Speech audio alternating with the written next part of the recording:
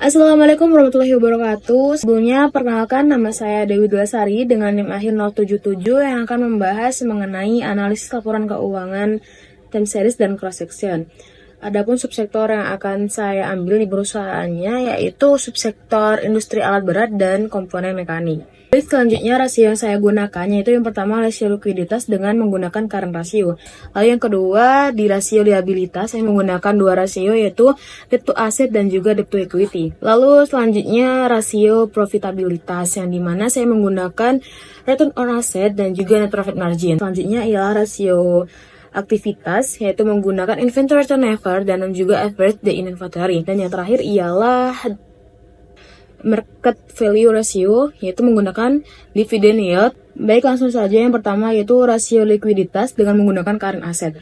Pada tahun 2019, current ratio di United Tractor sendiri tercatat sebesar 156% yang menunjukkan bahwa perusahaan memiliki aset lancar sebesar 1,56 kali dari kewajiban lancarnya. Rasio ini meningkat secara signifikan pada tahun 2020 sehingga menjadi 211% yang dapat diinterpretasikan sebagai penguatan likuiditas perusahaan. Kemungkinan disebabkan oleh strategi konservatif dalam menjaga aset lancar atau dampak dari pengurangan kewajiban jangka pendek selama pandemi COVID-19. Namun, pada tahun 2021, current ratio mengalami sedikit penurunan menjadi 191%. Baik, selanjutnya ialah rasio liabilitas. Pada tahun 2019, rasio liabilitas dari United Tractor sendiri tercatat sebesar 45%, yang berarti 45% dari total aset perusahaan didanai oleh utang. Rasio ini menurun secara signifikan pada tahun 2020 menjadi 37% dan terus menurun lagi pada tahun 2021 menjadi 36%. Penurunan ini mengindikasikan bahwa ketergantungan perusahaan terhadap utang sebagai sumber pendanaan berkurang dari tahun ke tahun yang dapat disebabkan oleh strategi perusahaan untuk melunasi sebagian besar kewajiban atau meningkatkan proporsi pendanaan melalui ekuitas. Baik, selanjutnya debt equity ratio yang dimana pada tahun 2019 debt equity ratio dari United Tractor sendiri tercatat sebesar 83% yang berarti jumlah utang perusahaan setara dengan 83% dari ekuitasnya. Rasio ini menurun tajam pada tahun 2020 menjadi 58% dan sedikit lebih rendah lagi pada tahun 2021 menjadi 57%. Penurunan ini menunjukkan bahwa perusahaan secara konsisten mengurangi ketergantungan pada utangnya sebagai sumber pendanaan. Lalu selanjutnya rasio profitabilitas. Pada tahun 2019, return on asset dari United Tractor sendiri tercatat sebesar 9,97% yang menunjukkan bahwa setiap 100 rupiah aset yang dimiliki perusahaan mampu menghasilkan laba bersih sebesar 9,97 rupiah. Namun pada tahun 2020 ROA-nya sendiri mengalami penurunan signifikan menjadi 5,64% yang kemungkinan besar disebabkan oleh dampak pandemi COVID-19. Dan pada tahun 2021 return on asset sendiri kembali meningkat menjadi 9,42 yang hampir mendekati tingkat profitabilitas sebelum pandemi COVID-19.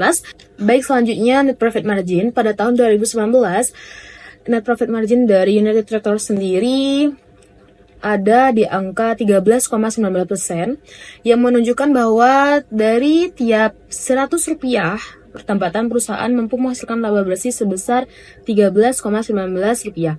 Namun pada tahun 2020, NPM-nya mengalami penurunan signifikan menjadi 9,33% yang kemungkinan besar disebabkan oleh dampak pandemi COVID-19. Pada tahun 2021, NPM-nya kembali menjadi 13,35%, bahkan sedikit lebih tinggi dibandingkan tahun 2019. Peningkatan ini menunjukkan bahwa perusahaan berhasil memulihkan kinerjanya dengan baik. Selanjutnya yaitu rasio aktivitas. Pada tahun 2019, inventory turnover dari United Tractor sendiri tercatat sebesar 7,67 kali, yang berarti persediaan perusahaan berputar sebanyak 7,67 kali dalam setahun. Pada tahun 2020, rasio ini sedikit menurun menjadi 7,54 kali yang kemungkinan disebabkan oleh dampak dari COVID-19 yang menghambat aktivitas operasionalnya dan distribusi. Namun pada tahun 2021, inventory turnover-nya sendiri meningkat menjadi 8,40 kali, menunjukkan bahwa perusahaan berhasil meningkatkan efisiensi pengelolaan persediaan yang kemungkinan didukung oleh pemulihan ekonomi dan peningkatan permintaan pasar. Lalu selanjutnya ialah average day inventory. Pada tahun 2019, average day inventory-nya digunakan 47 hari yang meningkat sedikit di tahun 2020 menjadi 48 hari. Peningkatan ini bisa jadi disebabkan oleh dampak COVID-19 yang menghambat aktivitas operasional dan distribusi sehingga memperpanjang waktu perputaran persediaan. Namun pada tahun 2021, average inventory sendiri menurun menjadi 43 hari yang menunjukkan peningkatan efisiensi dalam pengelolaan persediaan. Penurunan dapat diinterpretasikan sebagai hasil dari pemulihan ekonomi dan peningkatan aktivitas perusahaan. Lalu yang terakhir ialah market value, dividen dari 3 tahun saham tersebut. Yang dimana pada tahun 2019 perusahaan mencatat dividen yield yang stabil tinggi, berkisar sekitar 5,4% hingga 6,3%, dengan puncaknya pada bulan Agustus 6,32%, menunjukkan performa yang solid. Sementara pada tahun 2020, meskipun diawali dengan peningkatan yang mencapai titik tertinggi di bulan Mei, sekitar 6,22%, yield mengalami penurunan signifikan setelah Juli hingga mencapai titik rendah di September sekitar 4,28%, yang kemungkinan dipengaruhi oleh adanya COVID-19. Pada tahun 2021, yield sendiri menunjukkan tren yang lebih rendah dibandingkan 2 tahun sebelumnya, yaitu bergerak antara 3,1% hingga 4,1%, dengan puncaknya di bulan Juli yaitu sekitar 4,13%. Hal ini mengindikasikan bahwa tantangan bisnis ini mencerminkan bahwa meskipun dividen yield perusahaan cukup kuat di tahun 2019, tekanan ekonomi yang terjadi di 2020 sampai 2021 berdampak pada penurunan kemampuan perusahaan untuk memberikan dividen yang lebih kompetitif. Baik, selanjutnya cross section pada rasio likuiditas. Current rasio pada PT Amin tercatat sebesar 131,59%, yang menunjukkan bahwa perusahaan memiliki aset lancar sebesar 1,32 kali dari kewajiban lancarnya. Sementara di Hexindo Adi Perkasa atau Hexa sendiri memiliki current aset yang jauh lebih tinggi, yaitu 304,50%, yang menunjukkan bahwa perusahaan memiliki aset lancar lebih dari 3 kali lipat kewajiban lancarnya. Sedangkan di PT United Tractor sendiri mencatat bahwa current rasio sebesar 198,77%, yang juga menunjukkan bahwa likuiditas yang sangat baik dengan aset lancar hampir 2 kali lipat dari kewajiban lancarnya. Ketiga perusahaan memiliki current rasio di atas standar minimum yang menunjukkan kemampuan mereka untuk memenuhi kewajiban jangka pendek. Baik, selanjutnya rasio liabilitas.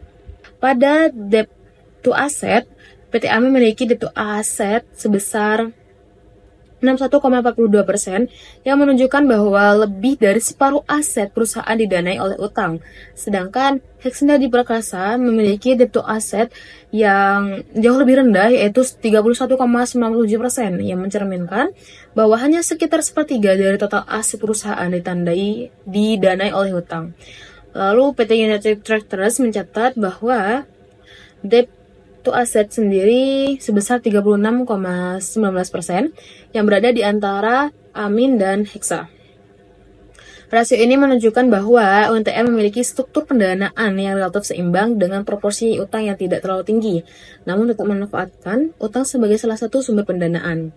Baik, selanjutnya debt to equity, yang dimana PT Ateliers Mekanicus di Indonesia atau Amin sendiri memiliki debt to equity sebesar 147,94%, yang menunjukkan bahwa jumlah utang perusahaan hampir 1,5 kali lebih besar dibandingkan ekuitasnya. Sedangkan PT Hexindo Adi Perkasa memiliki debt equity yang jauh lebih rendah, yaitu 46,99%, yang berarti utang perusahaan hanya sekitar setengah dari ekuitasnya. Sedangkan PT United Tractor sendiri debt to equity-nya sebesar 56,72%, yang berada di antara Amin dan Hexa. Rasio ini menunjukkan bahwa UNTM memiliki struktur pendanaan yang relatif seimbang dengan proporsi utang yang tidak terlalu tinggi, namun tetap memanfaatkan utang sebagai salah satu sumber pendanaan. Pada rasio aktivitas, PT Ateliers Mekanicus di Indonesia sendiri atau Amin memiliki inventory turnover sebesar 0,94 kali, yang berarti persediaan perusahaan hanya berputar kurang dari 1 kali dalam setahun. Sedangkan PT Hexindo Adi Perkasa memiliki inventory turnover sebesar 2,45 kali, yang berarti persediaan perusahaan berputar sekitar 2,5 kali dalam setahun. Sedangkan PT United Tractor sendiri memiliki inventory turnover sebesar 8,40 kali, yang berarti persediaan perusahaan berputar lebih dari 8 kali dalam setahun. Lalu selanjutnya ialah average inventory. PT Atelier Mekanikers Indonesia atau AMIN sendiri memiliki sebesar 381 hari, yang berarti rata-rata waktu diperlukan untuk mengolah persediaan hingga terjual digunakan lebih dari 1 tahun. Sedangkan Hexindo Adi Perkasa memiliki average inventory sebesar 147 hari, yang berarti rata-rata waktu yang diperlukan untuk mengolah persediaan adalah sekitar 5 bulan. Sedangkan PT United Tractors sendiri sebesar 43 hari, yang berarti rata-rata waktu untuk diperlukan mengolah persediaan ialah sekitar 1,5 bulan. Selanjutnya ialah rasio profitabilitas. PT Atelier Mekanikers Indonesia atau AMIN sendiri memiliki ROA atau Return on Assets sebesar 16,78%, yang menunjukkan bahwa perusahaan mampu menghasilkan laba bersih sebesar 16,78 untuk setiap 100 rupiah aset yang dimilikannya.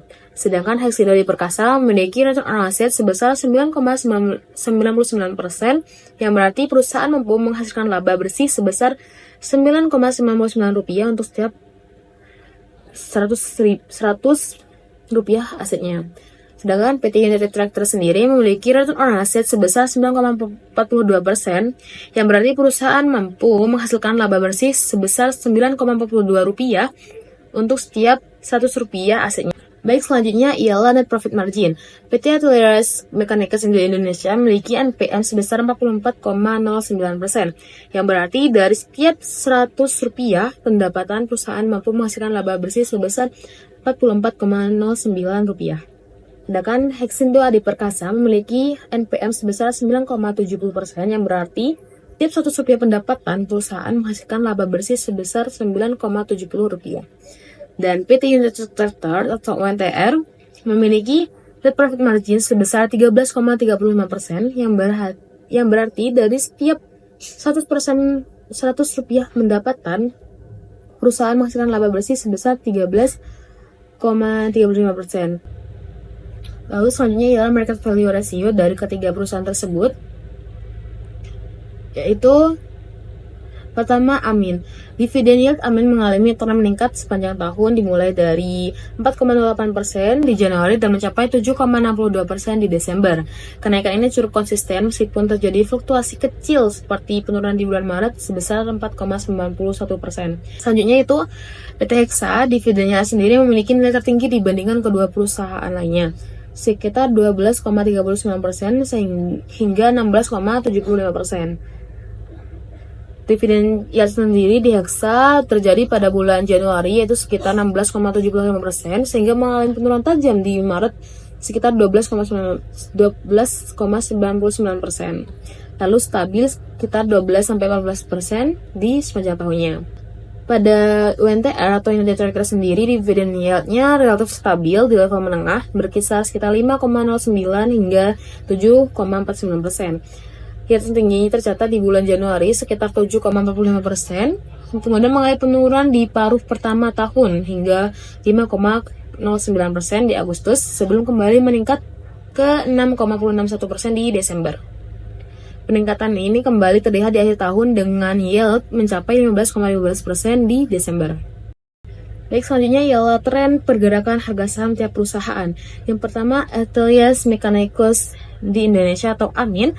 Harga saham AMIN menunjukkan tren menurun sepanjang tahun, dimulai dari 196 hingga 196 rupiah di bulan Januari dan berakhir di level 105 pada bulan Desember. Hexa sendiri dimulai dari 4.770 di bulan Januari. Harga sahamnya sempat puncak di bulan Mei sekitar 6.350 sebelum akhirnya turun dan stabil di sekitar 5.275 pada bulan Desember. Dan terakhir yaitu United Tractor, harga sahamnya mengalami tren naik di awal bulan hingga turun di akhir bulan. Harga saham dimulai dari harga 23.125 per lembar di Januari, mencapai puncaknya di bulan Agustus yaitu 33.850. Kemudian mengalami penurunan hingga 26.075 rupiah di bulan Desember.